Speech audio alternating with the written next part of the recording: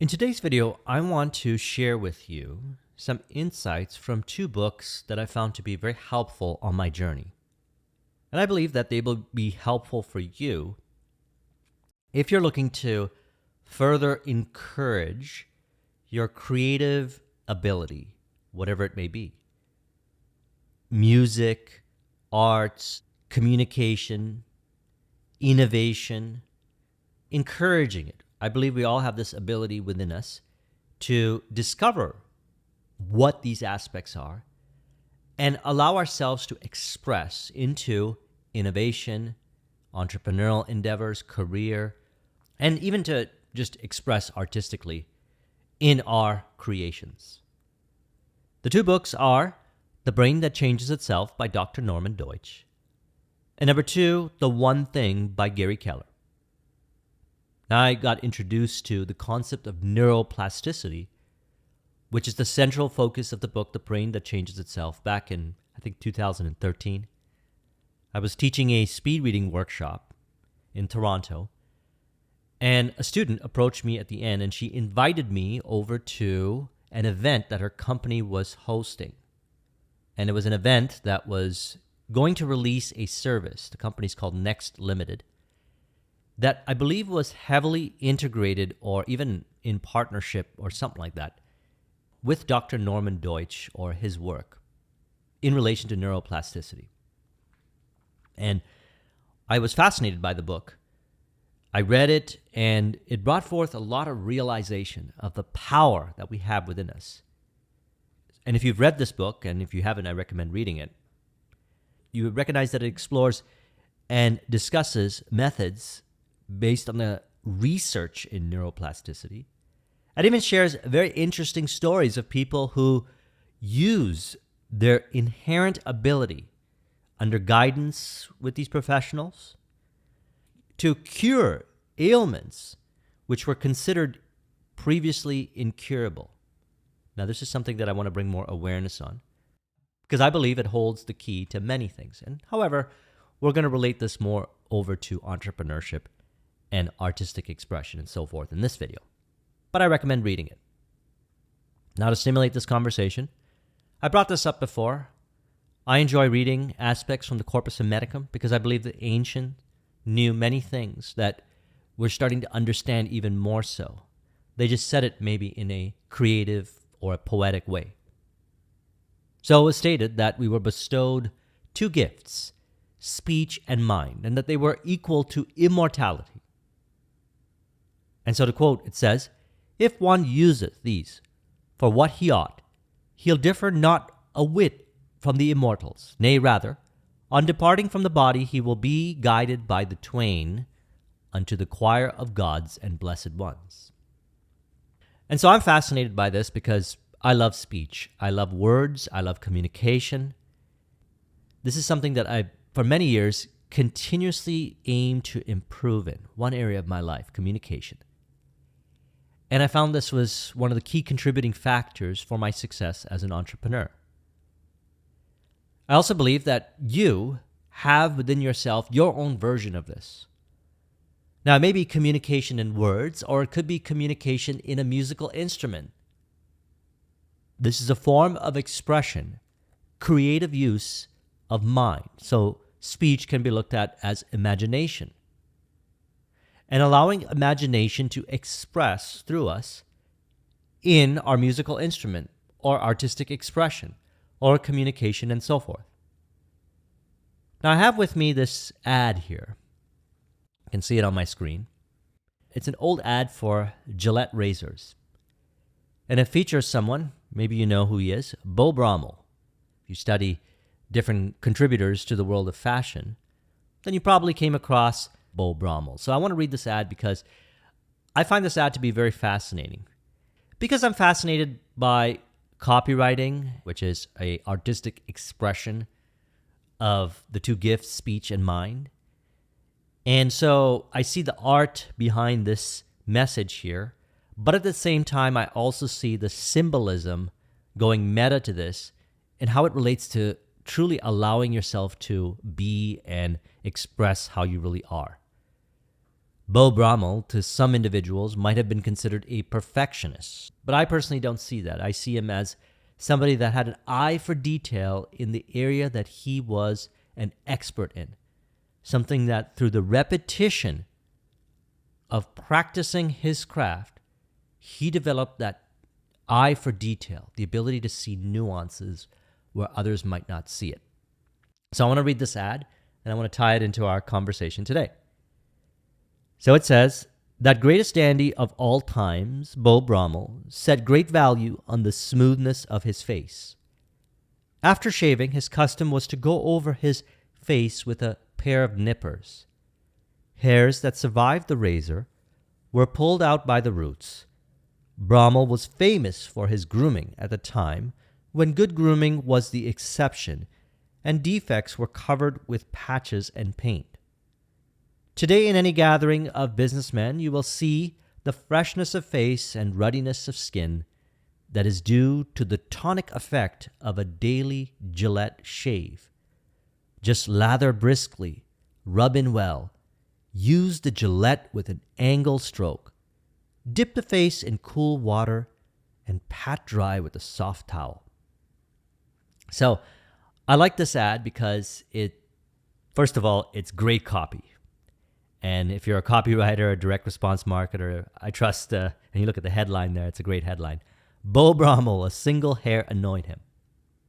And it also reveals his eye for detail and encourages it. Okay, let's relate this over to neuroplasticity. Dr. Norman Deutsch says, we must be learning if we are to feel fully alive. And when life or love becomes too predictable and it seems like there's little left to learn, we become restless, a protest perhaps, of the plastic brain when it can no longer perform its essential task. So I believe in surrounding ourselves with inspiration. When I look back at this particular ad here, it inspires me to be more refined in communication. It also allows me to be inspired by that eye for detail, which I believe he developed for his craft. Now, here's the thing. I believe we all have the ability to do this. And we can apply these three important aspects here, which I'm going to share in a moment, to whatever it is that we want to allow to express from within us, the inherent ability, the skill. For me, it's communication. And I was able to express it in my entrepreneurial journey, in sales, presentations, public speaking. I'm able to express it in these videos. And I love every aspect when it comes to communication. So much so that my conversations seem to go meta to communication and seem to draw inspiration from those that are able to communicate in their way. For him, it was fashion, how he expressed himself in his attire. For you, it could be music, it could be art, it could be innovation, it could be sciences. And I believe that these three areas here, which I was able to pull together from the book, The Brain That Changes Itself, can help remold our brain so that we can allow ourselves to express and then develop the palette to be able to find even more nuanced distinction so that we can further cultivate our skill, develop it, and allow ourselves to express it. And just think how far a person can take it when they allow themselves to express how they really are. They can make great contributions. They can become musicians, poets, breakthroughs in innovation, technology, entrepreneurs, and so forth, as a result of the following. Number one, obstacle into opportunity. So he speaks of the feedback loop and the adaptation, the brain's ability to adapt. And so the practice, the repetition of doing the same thing over and over again, and practicing the same skill over and over again, helps us bring forth a higher degree of ability that's within us. Essentially, practice that skill so that we can express, so we can develop a higher degree of mastery on that skill. And here's the beautiful thing. Because it's genuinely what we love to do, we want to do this all day long. And I suggest making that a priority, as I have. For me, pretty much all I do all day long is practice and express in communication, in everything that I do. Many of you only know me from these videos.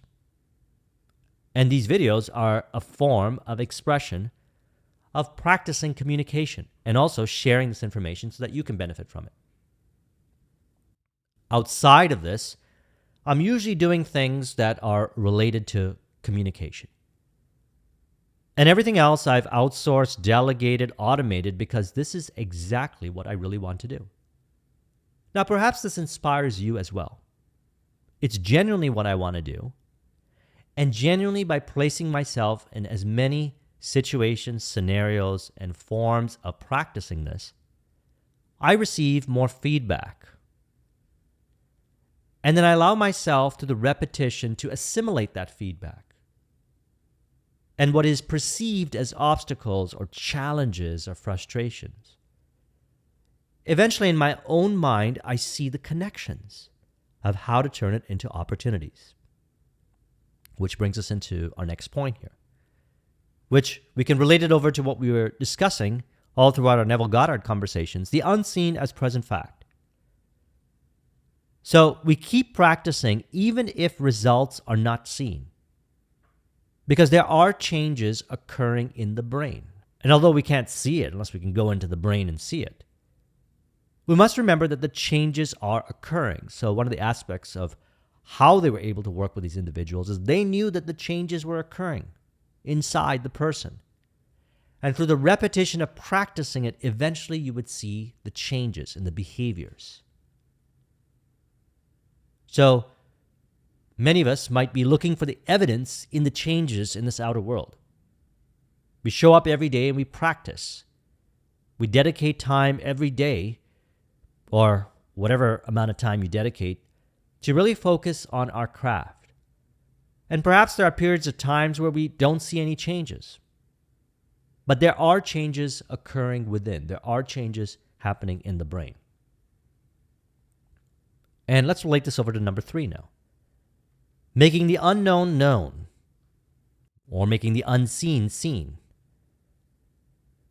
Developing, and I put this in quotes, so-called weaknesses allows focus, or we could say allocates focus energy in the brain to unlock greater inherent abilities.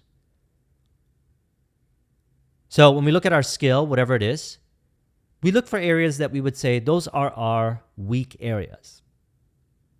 And so for me, when I dedicate time to improve my communication skills, which I constantly want to get better at, I look for areas where I might not be as proficient in relation to the one thing, which we're going to tie into the moment, of developing that skill. So I'll find a different area for developing it. So while I was building my business, my IT business, and practicing sales and doing the sales every day, I was also teaching those speed reading workshops because I had the opportunity to practice communication in a different environment. And while that was challenging in the beginning, as I developed that skill, I found that it formed greater connections in my own mind and ability to see opportunities. And although I didn't necessarily see for a period of time the changes occurring, it eventually was brought forth in the style, it was infused in my style of communication during my sales presentations. Or when I was in front of the prospect, I would see aspects of the public speaking lens of communication integrated in my one-on-one communication and vice versa.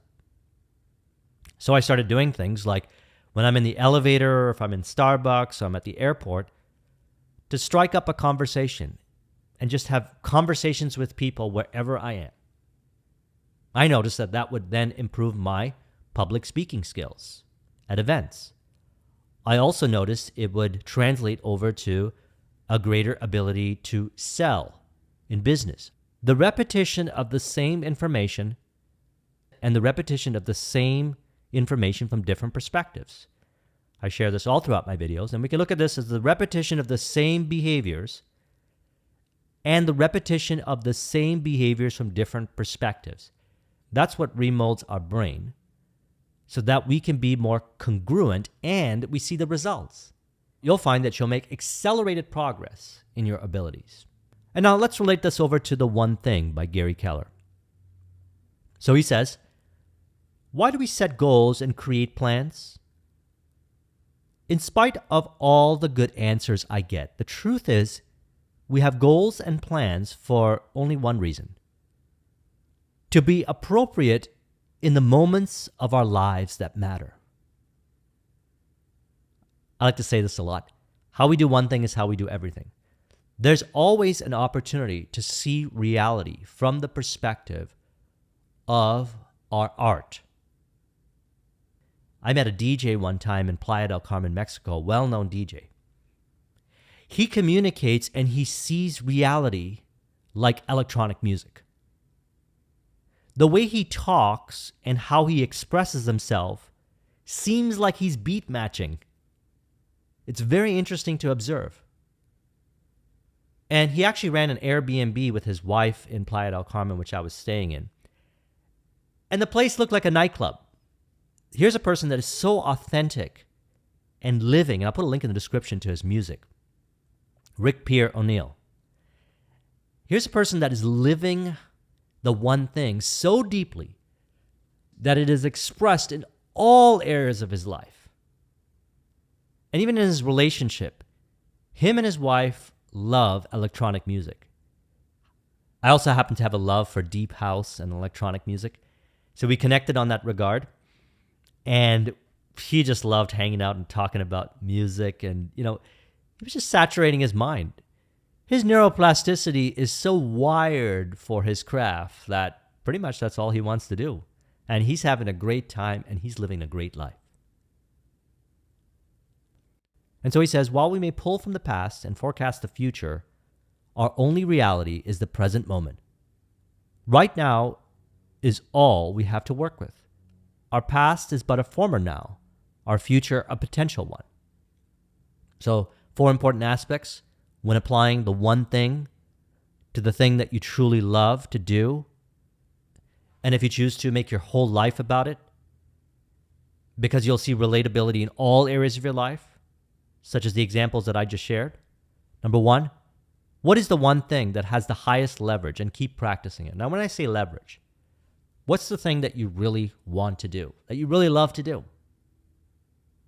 Is it some form of artistic expression? I can assure you, I've met thousands of people that have turned what they truly love to do into a professional career in some shape or form. Either an entrepreneur or working for a company, something. They were able to do it. And even if they weren't doing it, they allowed themselves to engage in that creative expression outside of the work, and they would find relatability in their work to that particular craft. They work with their job, perhaps, to develop the ability to stay focused, to keep their mind on something, and they found they were able to translate that over to staying focused in developing their creative expression, their art. Number 2, practice the one thing in a variety of ways. As mentioned, if communication is your thing, connecting with people, sales, marketing, direct response marketing, copywriting, studying books like Difficult Conversations, and learning how to communicate in challenging situations. One of my favorite things to do is I like to observe excellent persuasive communicators. And I put the videos on YouTube and I pause every 5 seconds or every 10 seconds and really try to connect the dots of why they said what they said, what do they mean by it, where are they going with it, what is the suggestion, what is it that they're aiming to stimulate in my imagination. And I do this with world leaders. I do this with great communicators. And that's because I'm really fascinated by communication. Now, if you're fascinated by communication, then you can apply the same thing. Or you can do the same thing when it comes to what you truly love and practice it in different areas. And number 3, express the one thing in many different areas. So for example, I took up snowboarding in the winter. I found it relatable to communication because I realized that when I got involved with public speaking, it was challenging in the beginning. I observed other public speakers who are very masterful, and I said, I don't know how I'm going to be able to do what they're doing. I realized that that was also an opportunity for me to recognize how I do one thing is how I do everything. That all I have to do is show up each day and just get a little better, practice, and through the repetition, I'll get so good at it. As a matter of fact, I remember when I first started snowboarding, I noticed these individuals, they were flying down the hills and were going so fast, and I'm thinking to myself, I'm never going to go that fast. There's just no way I'm going to go that fast because that's just too dangerous. And just when I finished up this season, so I took up snowboarding a couple seasons ago, did it a few years ago, and I did it again this year. I was going a lot. I noticed I was going so fast down the slopes that people were coming up to me afterwards and saying, wow, man, you're fast. And I'm thinking to myself, you know what? I'm actually going just as fast as those individuals that I thought were going so fast. Just to the repetition of practicing the same thing. So I related that over to communication and public speaking.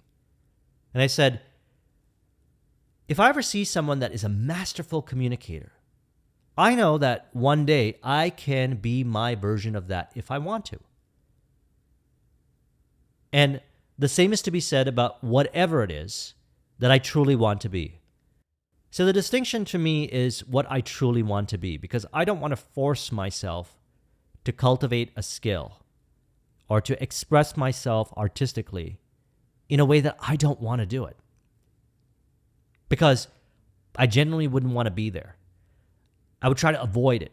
So I committed to doing what I truly love to do, find it within myself. And I encourage that with you as well.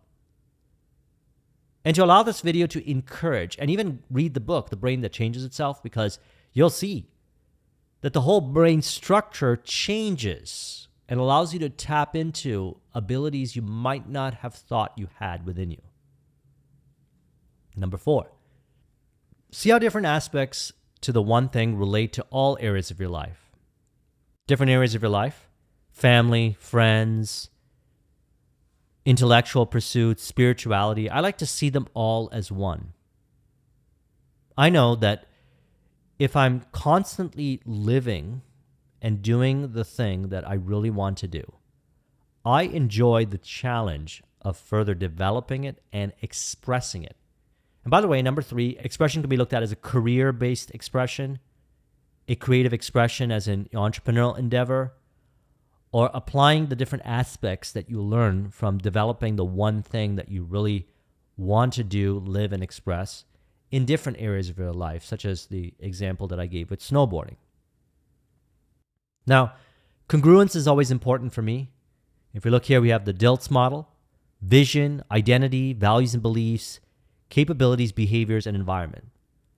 So I'm looking for the environments in which I can practice the one thing, and I commit to every day being in those environments, different kinds of environments that contribute the one thing. Looking to optimize and practicing as a result of reflection of the different areas that I practice to improve my behaviors. One doesn't have to be trying to become perfect overnight. You get better at it with practice, knowing that even if you don't see the changes are occurring in the brain. Read the book. Recommend it. Capabilities, different skills. You got direct response marketing, copywriting, consultative selling, public speaking, speaking to one-on-one group environment, coaching, consulting, different ways of developing the capability of the conscious use of the 2 gifts of speech and mind in different areas.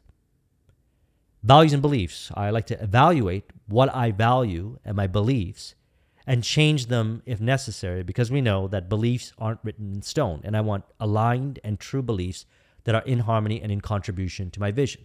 and I change them at a deep level using the subconscious mind work. So that's why I believe that there is a fusion between the ancient esoteric wisdom and the modern breakthroughs of science by working with imagination and mind and making the change in the subconscious mind. Because as we change in mind, we change in behavior. And as we continue to encourage or express those behaviors, then the further changes occur, even if we don't see them, but they occur in the brain, which eventually facilitates the expression of what we say I am to, or the change within, which changes the entire identity. And then a person embodies it so much that they see their art in everything. So I trust you found this video to be helpful. Let's go ahead and conclude this with a auto-suggestion to encourage. I realize that opportunities are presented in obstacles, and through the repetition of expression of my creative desires, the changes happen within first. And so through the repetition of practice in the skill, in multiple areas of my life, I'm able to express authentically. This brings my environments, my behaviors, my capabilities, my values and beliefs in congruence, forming the ideal self-image that is one with my vision. And I live from this premise as an inspiration to others. If you would like a copy of this mind map, the link is in the description. Thank you very much for watching. I'll talk to you soon. Take care.